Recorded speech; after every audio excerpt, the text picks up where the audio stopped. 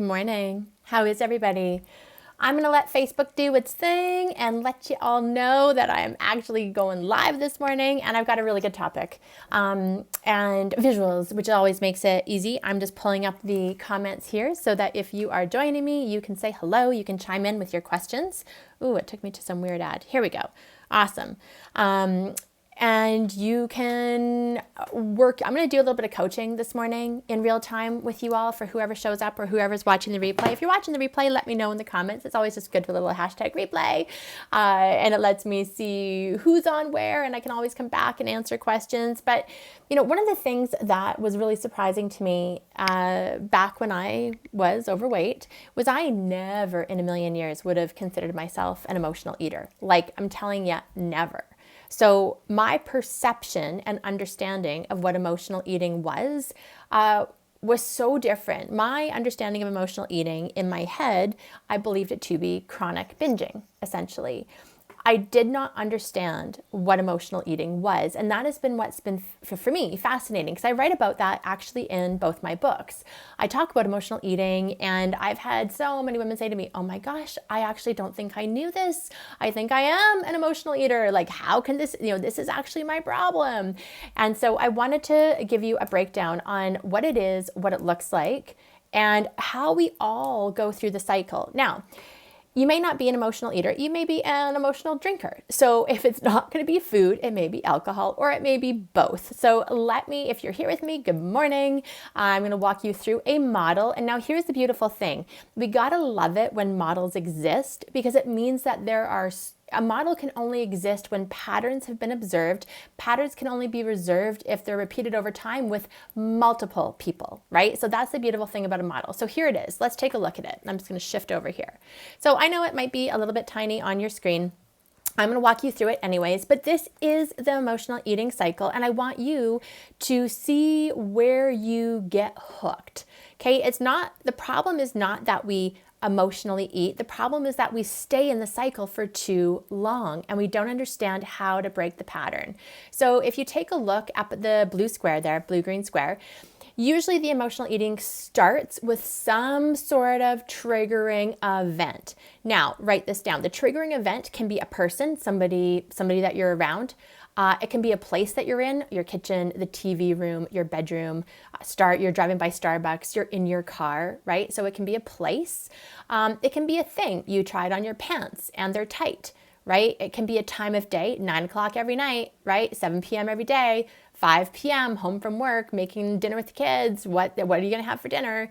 So, and it can also be thoughts and feelings. Okay, so you try on the pants, that's one event, and they're tight, that's the second one. Then you have all sorts of thoughts like, oh my God, I'm gaining weight. Oh, what's wrong with me? And then you have the feelings. So here's where this goes.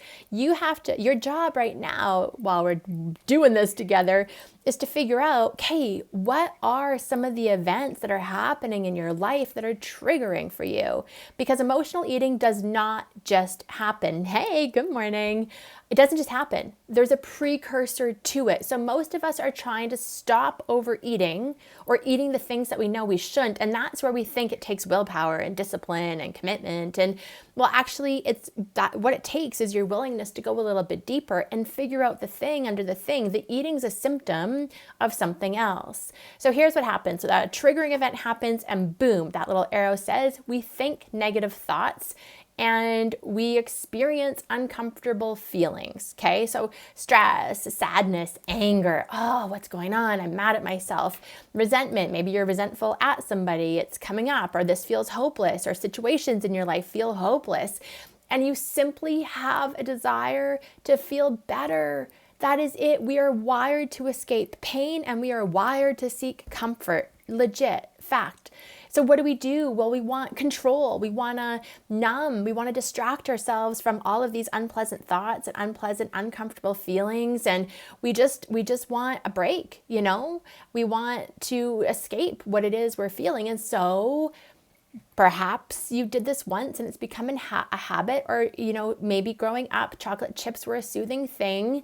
You eat to feel good again. right? So you eat to feel relief. You eat to feel something. So you're eating not because you want the food, and this is really important. You're eating because you're hoping that the eating of the thing is going to give you something. Like these things right here. So this is where you eat the chips, the chocolate, the crackers, the cheese, the candy, the cookies, the cake, the wine, all of the above. And then you have this experience of guilt, disappointment. If you ever have eaten food and then you felt shame and regret and so mad at yourself and so frustrated, that is a signal that you've just engaged in emotional eating. Okay, that's what it was for me, and I had no idea. So you feel like you've blown it, you've lost control, you now judge all this stuff that you've done. And so now you're right back into having all of these crappy, shitty, negative feelings, and you have a desire to feel better. You want to numb yourself to all of the stuff that you are feeling. And so guess what? You'll engage in more sabotaging behavior, and often you're going to eat more, binge again, tell yourself you don't care. And you basically just repeat what you did down there, but for different reasons this time, right? Now it's to try to get rid of the embarrassment and guilt and humiliation and the pain and the shame. And then you're like, oh my God, right? And this is where you give up. The negative self-talk comes in, and you tell yourself that you don't deserve to be happy or experience pleasure. And you say that you're going to, like, whatever, F it.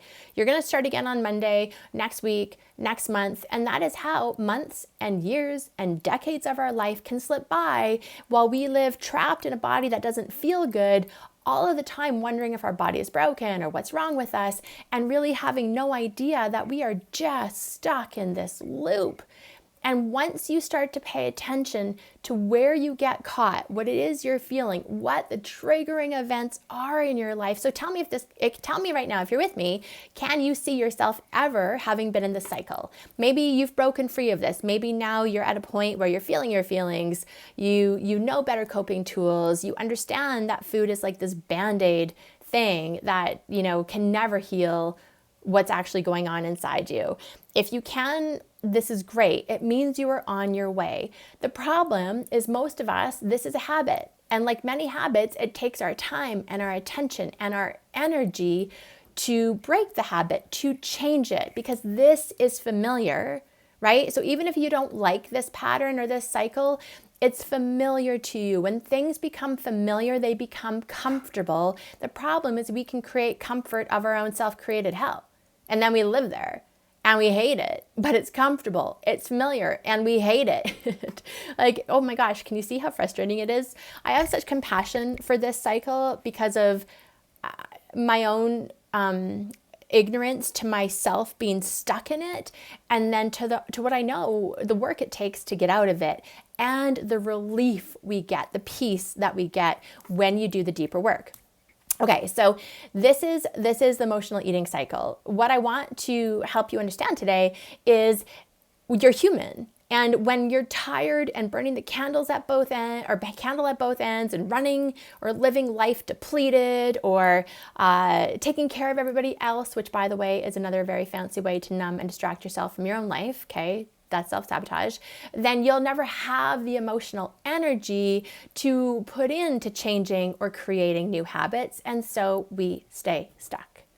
So if you've never seen anything like that before, I hope that it gives you in many ways some peace of mind, right? You're human. There's nothing wrong with you. We are all doing the best we can. The last 2 years have been incredibly intense, and habits have crept in.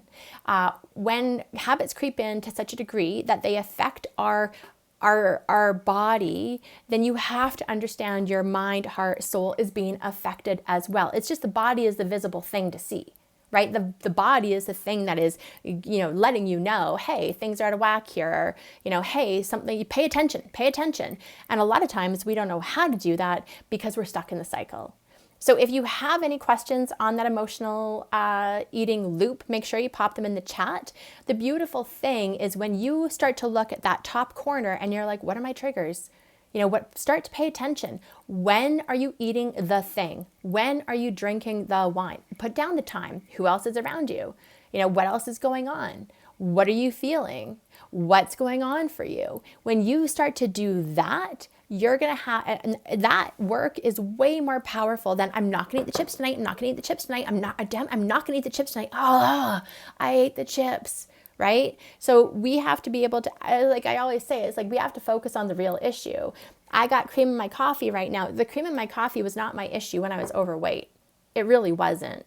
It was all of the emotional eating I was engaging in and had no idea that that's what it was. And so this, if I had seen this back then, I would have been able to go, oh my gosh, it's not packing a shopping cart full of stuff and coming home and eating it in one sitting. It is the daily all the times in a day that I think I need a treat.